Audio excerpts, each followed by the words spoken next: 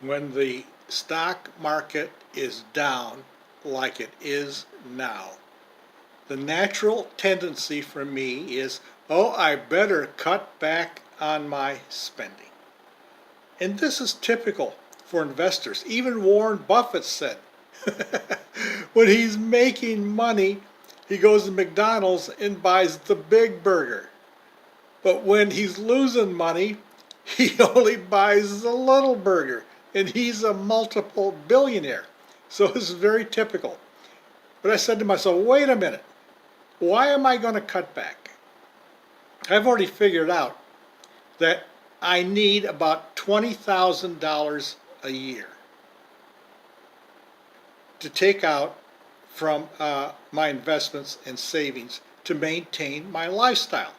$20,000 a year has got to be generated out of the stock market.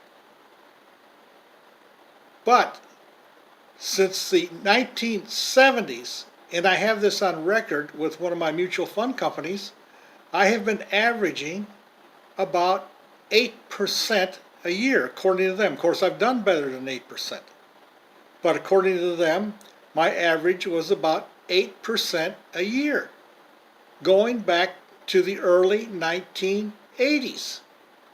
That's my average. Of course, some years I'm way below the average.